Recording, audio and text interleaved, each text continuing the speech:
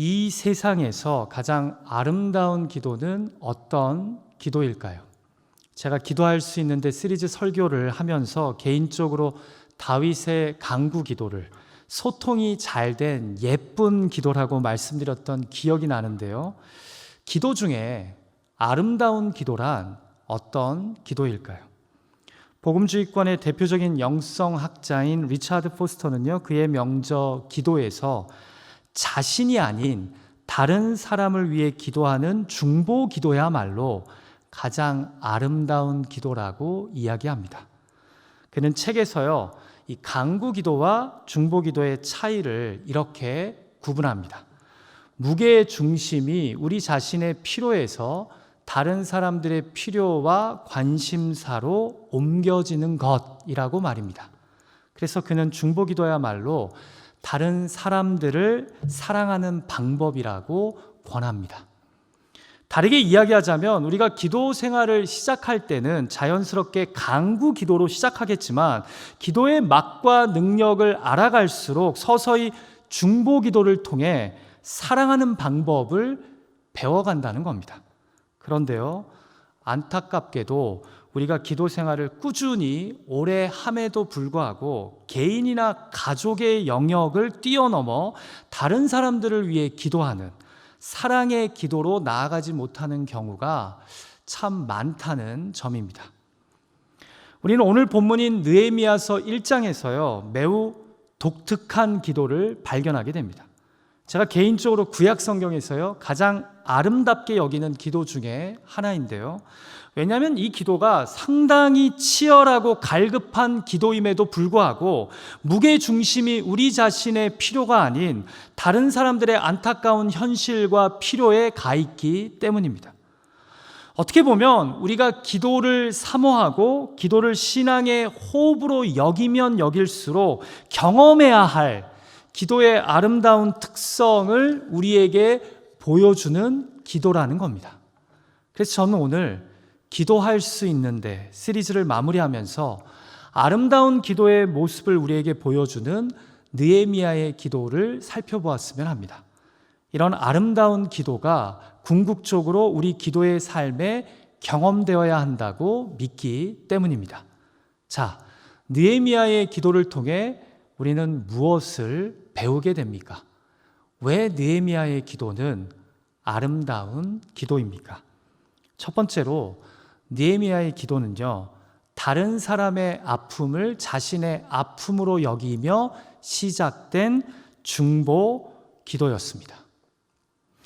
자, 우리가 오늘 본문의 기도를 잘 이해하려면요, 그 배경을 좀 알 필요가 있습니다. 같이 본문 1절 말씀을 다시 한번 읽을까요? 시작. 하가랴의 아들 느헤미야의 말이라. 아닥사스다 왕 제20년 기스르월에 내가 수산궁에 있는데. 자, 우리가 여기서 알게 되는 것은요, 페르시아 아닥사스다 왕 20년 때 유대인인 느헤미야가 왕의 겨울 궁전인 수산궁에서 일하던 관원이었다는 점입니다.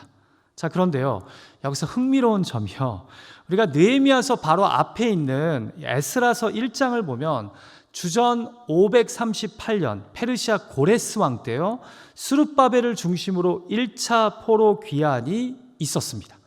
그리고 다시 약 80여 년이 지난 후에 에스라서 7장을 보면요, 아닥사스다 왕 7년 때 에스라를 중심으로 2차 포로 귀환이 있었습니다.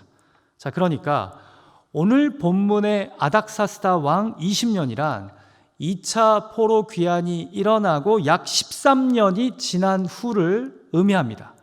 자, 그런데 그때 유대인인 느헤미야는 여전히 어디에 있었다는 겁니까? 페르시아에 그대로 있었다는 겁니다. 흥미롭죠? 이 말은요, 1차, 2차 포로 귀환 때 페르시아 제국 내의 모든 유대인들이 이 귀환에 합류하지는 않았다는 겁니다. 이 귀환에 합류하지 않는 유대인들이 페르시아 제국 안에 있었다는 겁니다. 그러니까 어떻게 보면 느헤미야는요, 모국인 이스라엘의 멸망과 수도 예루살렘의 황폐함에 별 관심을 안 가졌던, 이방 땅에서 나름 자리를 잡아서 자기 먹고 사는 일로 자기 커리어 쌓는 일만으로도 매우 바쁜 사람이었다라는 겁니다. 이해가 되십니까? 자, 그런데요, 그런 느헤미야가 본문 2절에서 모국인 이스라엘 유대 땅을 방문하고 온 자기의 동생, 형제인 하나니를 만나게 됩니다. 그리고는 그에게 포로로 이곳에 끌려오지 않고 남아있던 유다와 예루살렘의 고국 사람들이 어떻게 지내는지 물어봅니다. 자, 그런데 이때 형제 하나니가 뭐라고 대답합니까? 같이 본문 3절 말씀을 함께 읽겠습니다. 시작. 그들이 내게 이르되 사로잡힘을 면하고 남아있는 자들이 그 지방 거기에서 큰 환난을 당하고 능욕을 받으며 예루살렘 성은 허물어지고 성문들은 불탔다 하는지라. 자, 그리고는 갑자기 이 이야기를 전해 들은 느헤미야에게 놀라운 일이 일어납니다. 제가 4절을 읽습니다. 내가 이 말을 듣고 앉아서 울고 수일 동안 슬퍼하며 하늘의 하나님 앞에 금식하며 기도하여. 여러분, 느헤미야의 이 아름다운 기도는요, 바로 이 4절에서부터 시작됩니다. 그런데 왜 그가 금식하며 기도하게 된 것입니까?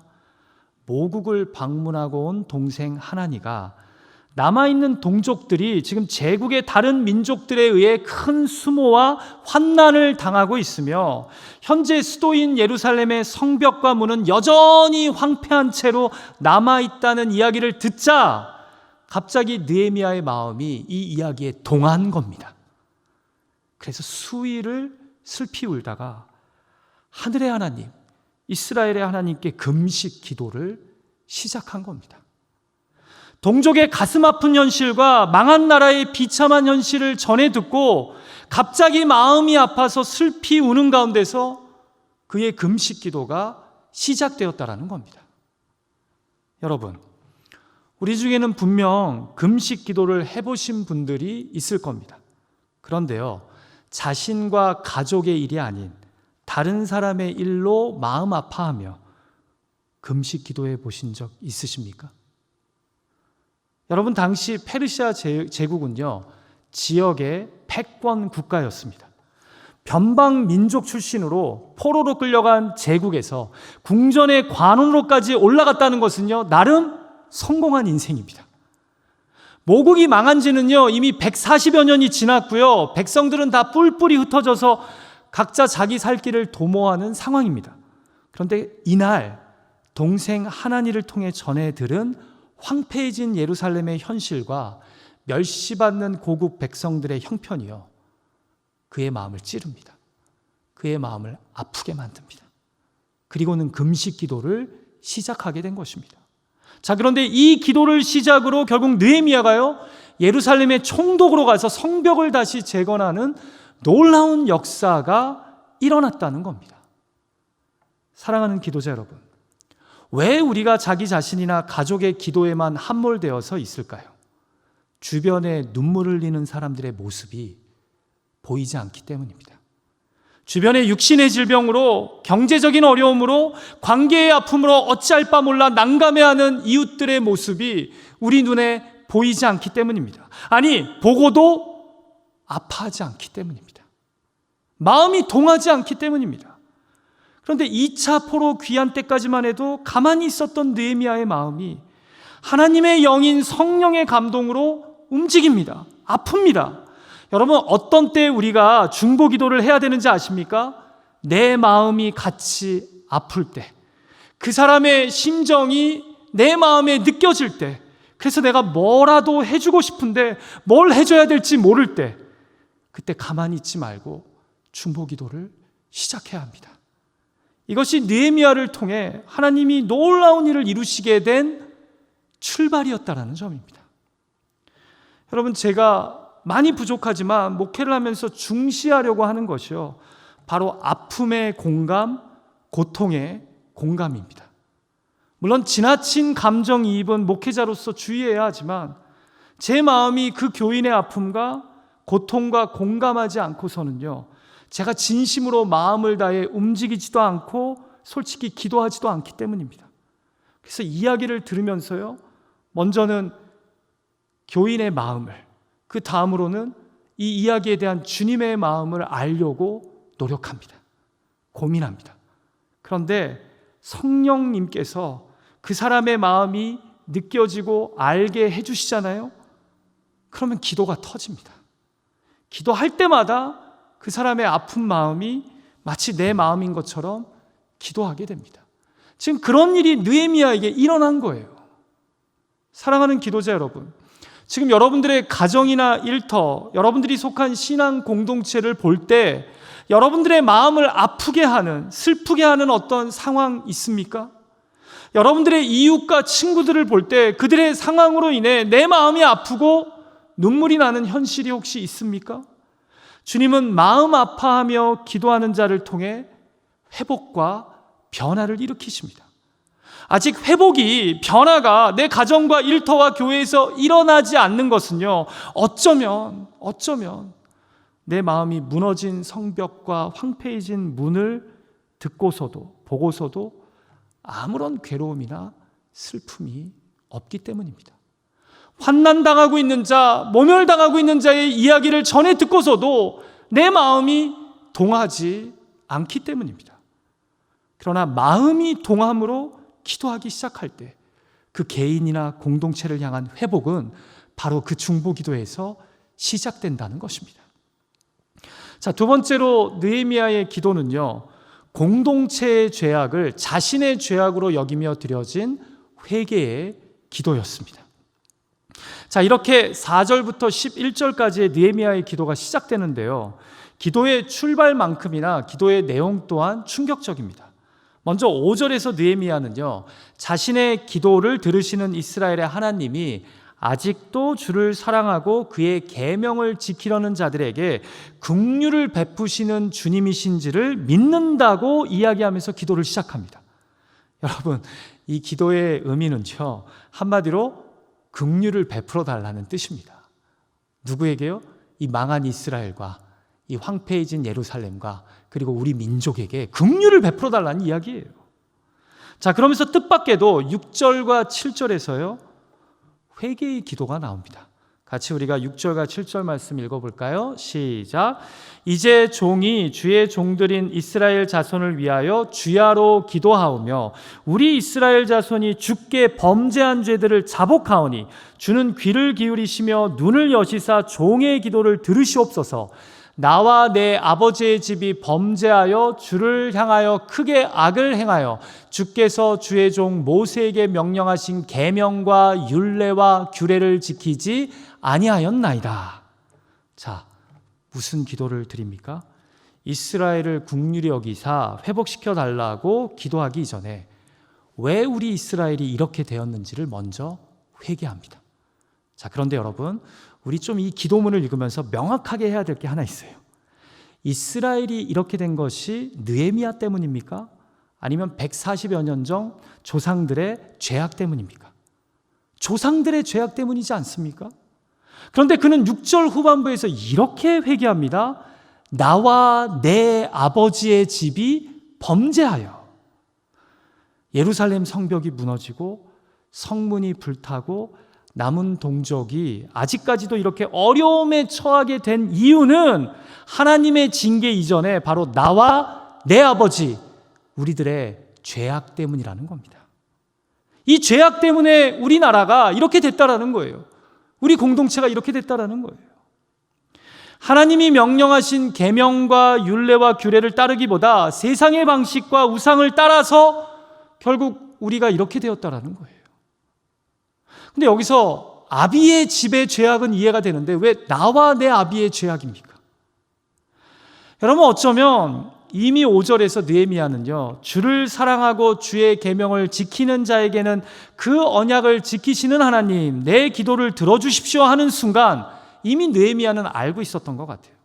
우리가 이렇게 된 것은 주님을 사랑하기보다 우리의 부강함과 풍요로움을 우상처럼 사랑했고, 주의 계명을 지키기보다 세상의 방식대로 나라를 운영했고, 그 결과 결국 우리가 이렇게 되었다는 겁니다.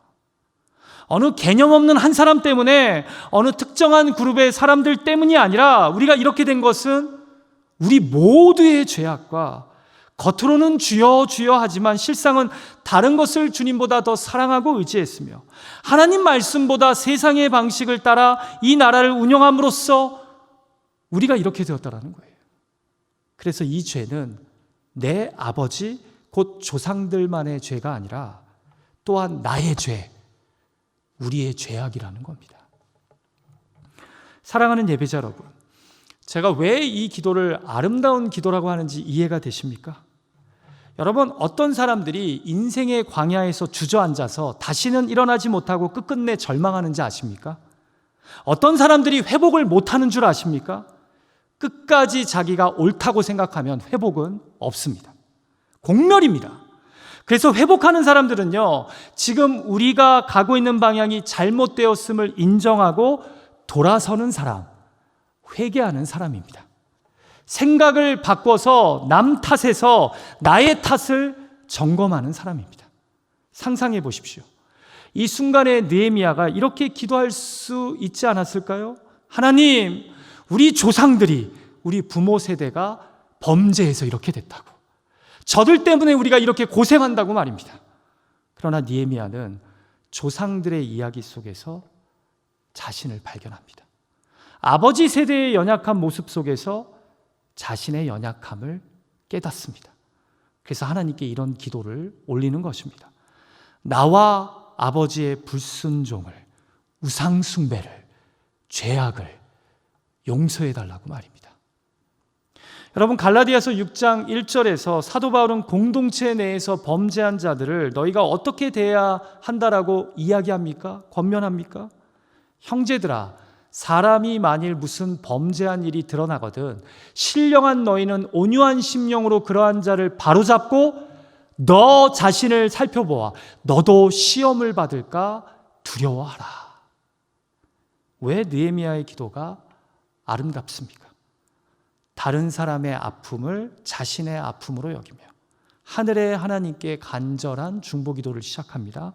그런데 기도하면서 그 사람의 연약함과 죄악 속에서 자신의 연약함과 죄악을 발견합니다. 그리고는 나도 용서해 달라고, 이런 나도 긍휼히 여겨 달라고 기도합니다. 남의 잘못과 죄만이 아니라 나와 아버지의 죄와 연약함을 깨닫고 고백하는 자를 하나님은 긍휼히 여기시는 겁니다. 사랑하는 기도자 여러분, 지금 나의 가정, 나의 일터, 나의 관계가 회복되기 위해 내가 회개해야 할 것은 무엇입니까? 나는 잘못한 게 하나도 없습니까? 다 그놈이 문제입니까? 그 사람 때문에 이렇게 된 겁니까? 느헤미야의 기도는 가정의 연약함과 일터와 관계의 죄를 자신의 연약함과 죄로 여기고 회개한 기도였습니다. 그래서 그의 기도는 참으로 아름답고 진실한 기도였던 것입니다. 자, 마지막 세 번째로 느헤미야의 기도는요, 약속의 말씀을 붙잡고 소망함으로 드려진 믿음의 기도였습니다. 여러분, 느헤미야의 기도가 아름다운 이유는요, 또 한 가지 이유는요, 바로 그가 자신과 이스라엘을 둘러싼 상황이 아닌 이 약속의 말씀을 붙잡고 하나님께 기도했다는 점입니다. 자, 같이 본문 8절과 9절 말씀을 같이 읽을까요? 시작. 옛적에 주께서 주의 종 모세에게 명령하여 이르시되 만일 너희가 범죄하면 내가 너희를 여러 나라 가운데에 흩을 것이요 만일 내게로 돌아와 내 계명을 지켜 행하면 너희 쫓긴 자가 하늘 끝에 있을지라도 내가 거기서부터 그들을 모아 내 이름을 두려고 택한 곳에 돌아오게 하리라 하신 말씀을 이제 청하건대 기억하옵소서. 자, 보십시오. 이제 기도하는 가운데 느헤미야가 무엇을 붙잡습니까? 말씀을 붙잡습니다. 어떤 내용의 말씀입니까? 여러분, 느헤미야는 기도 중에요, 하나님께서 우리의 조상 모세 할아버지에게 주셨던 말씀을 기억해냅니다. 여러분, 이것은 그가 비록 포로된 자로 페르시아 제국에서 살았지만 여전히 구약의 말씀을 가까이 하며 포로된 자로서 그가 그럼에도 하나님을 경외하며 그의 말씀을 묵상했음을 우리에게 암시합니다. 자, 뭐라고 기도해요? 하나님께서 모세 할아버지를 통해 우리가 약속의 땅에 정착한 후에 행여나 우상 숭배하고 범죄하면 우리를 흩으실 거라고 하셨는데, 그래서 우리가 지금 이렇게 나라가 망하고 흩어져 포로 생활하게 된 것을 안다라고 이야기하는 겁니다. 자, 그런데 여기서 멈추지 않아요. 옛 말씀을 보면 하나님이 다시 약속하시기를, 그럼에도 우리가 회개하고 하나님께로 다시 돌아와 그 말씀을 듣고 순종하면 하나님이 흩으신 그 사람들을 하늘 끝에 있더라도 다 찾아내서 다시 내 이름을 두려고 택한 곳 예루살렘으로 돌아오게 하실 거라고 약속하시지 않았냐라는 겁니다. 자, 무엇을 붙잡고 기도하는 거예요? 약속의 말씀을 붙잡고 기도하는 거예요. 그러면서 이렇게 기도합니다. 이제 청하건대 이 약속의 말씀을 기억해 주십시오. 그래서 우리 예루살렘을, 이스라엘을 다시 회복시켜 달라는 겁니다. 사랑하는 예배자 여러분, 지금 느헤미야는요, 말씀을 통해 왜 우리가 이렇게 징계를 받게 되었는지 깨달았고요, 다시 말씀을 통해 그럼에도 우리가 회개하고 다시 말씀에 순종할 테니 흩어진 자들을 예루살렘으로 돌아오게 해달라고, 그리고 그 일에 내가 쓰임받게 해달라고 하나님께 간구하고 있는 것입니다. 무엇을 붙잡고요? 약속의 말씀을 붙잡고 소망함으로 말입니다. 여러분, 목사인 저도 기도가 잘 안 될 때가 있어요. 근데 제가 기도가 안 될 때 주로 어떻게 하는지 아세요? 제가 알고 있는 성경의 말씀을 붙잡고 기도합니다. 그러면 기도가 돼요. 기도가 다시 풀려요. 그래도 기도가 안 될 때는 어떻게 하는지 아세요? 혼자 주로 기도할 때 전 그럴 때 찬양해요. 기도가 안 되면 찬양해요. 그 찬양의 고백대로 이 하나님이 나의 하나님 되심을 믿는다고 고백한 다음에 그리고 기도해요. 그럼 또 기도가 잘 돼요. 다시 마음이 풀려요. 그리고 하나님 앞에 내가 어떤 의탁을 드려야 될지 하나님께서, 성령께서 깨닫게 해주시는 것을 발견하게 돼요. 그래서 기도하다가 지칠 때 시편의 말씀을 떠올려요. 여호와의 선하심을 맛보아 알지어다. 주께 피하는 자는 복이 있도다. 그럼 또 그 약속의 말씀 붙잡고 기도하는 거예요. 기도하다가 지치고 힘들 때 또 이렇게 기도해요. 꺼져가는 촛불을 끄지 아니하시고 상한 갈대를 꺾지 아니하시는 하나님, 저를 불쌍히 여겨달라고, 힘들다고 지치다고 그렇게 기도하면서 의탁해요. 또 연약한 죄악의 문제로 제가 쓰러지고 어려워할 때 또 말씀을 붙잡고 기도하죠. 만일 너희가 너희 죄를 자백하면 저는 미쁘시고 의로사 너희 죄를 사하시며 너희를 모든 불의에서 깨끗하게 할 거라고. 감당하기 힘든 시험 때문에 주저앉고 싶을 때 또 말씀을 생각해요. 사람이 감당할 시험 밖에는 너희에게 당한 것이 없나니 오직 하나님은 미쁘사 너희가 감당치 못할 시험 당함을 허락지 아니하시고 시험 당할 쯤에 또한 피할 길을 내사 너희로 능히 감당하게 하시느니라. 다 약속의 말씀들이에요. 이 말씀들 붙잡고 기도하는 거예요. 느헤미야가 지금 약속의 말씀을 붙잡고 고국 이스라엘과 예루살렘의 회복을 위해 믿음으로 기도한 겁니다. 여러분, 우리도 마찬가지예요. 하나님이 여러분에게 주신 약속의 말씀들이 있지 않아요? 이민 와서 받았던 약속의 말씀, 어느 한 부흥회 때 하나님이 나에게 주셨던 약속의 말씀, 어느 주일날 하나님이 주신 말씀인데 이건 딱 나를 위한 하나님의 말씀이라고 기억하고 노트에다가 적어놓은 그 약속의 말씀들이 있지 않아요? 그 말씀들을 붙잡고 기도하세요. 그 약속의 말씀을 기억하며 믿음의 기도를 올려야 된다는 거죠. 결국 1장의 기도를 마치고 2장에서 놀라운 일이 벌어집니다. 느헤미야가 왕 앞에서 수심에 찬 얼굴로 나아가니까 왕이 무슨 근심이 있냐라고 물어봐요. 그리고 자신의 고국의 그 황폐해진 성문과 무너진 성벽에 대해서 이야기해요. 그리고 왕에게 내가 그 곳으로 가서 내 고국의 예루살렘 성을 회복하게 해달라고, 다시 짓게 해달라고 요청해요. 그리고 왕은 흔쾌히 그 요청을 허락합니다. 여러분, 사실 오늘 기도의 마지막 11절을 보면 이미 느헤미야서가 어떤 방향으로 흘러가게 될지 우리는 다 알게 돼요. 같이 마지막 11절 말씀 읽어볼까요? 11절 말씀 시작. 주여 구하오니 귀를 기울이사 종의 기도와 주의 이름을 경외하기를 기뻐하는 종들의 기도를 들으시고 오늘 종이 형통하여 이 사람 앞에서 은혜를 입게 하옵소서 하였나니 그때 내가 왕의 술관원이 되었느니라. 여기서 이 사람 앞에서란 바로 아닥사스다 왕을 의미해요. 그러니까 이미 1장의 기도를 하면서 느헤미야는 마음에 결정을 내린 것 같아요. 예루살렘 성벽 재건을 위해 필요하시다면 나라도 사용해달라고. 여러분 느헤미야서 1장 1절과 2장 1절을 보면요, 느헤미야가 기스르월에 기도를 시작해서 왕의 조서로 유다의 총독으로 발령받은 것이 니산월인 것을 발견하게 돼요. 기스르월은 지금 달력으로 약 11월에서 12월을 의미하고 니산월은 3, 4월을 의미해요. 그러니까 약 4, 5개월 동안 계속해서 기도한 거예요. 그리고 그 기도하는 가운데 하나님이 나를 쓰시겠다면 나를 의탁하겠다고, 그리고 결국 왕 앞에서 나를 보내달라고, 허락해달라고 그가 구했다라는 거죠. 결국 느헤미야는 기도만 하지 않고 기도하는 가운데 자신을 회복의 도구로 헌신한 겁니다. 그래서 성숙한 기도란, 제가 지난주에도 말씀드렸지만 하나님의 마음을 바꾸는 것이 아니라 기도하는 가운데 기도자의 마음이 바뀌는 것입니다.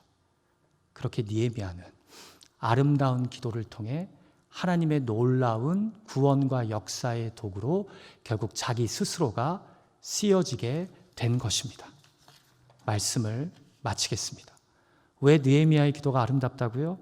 다른 사람의 아픔을 자신의 아픔으로 여기며 시작된 중보의 기도였기 때문입니다. 공동체의 죄악을 자신의 죄악으로 여기며 드려진 회개의 기도였습니다. 마지막으로 약속의 말씀을 붙잡고 소망함으로 드려진 믿음의 기도였습니다. 그래서 저는 느헤미야의 기도가 너무나 아름답습니다. 그리고 우리가 따라가야 될 기도라고 믿습니다.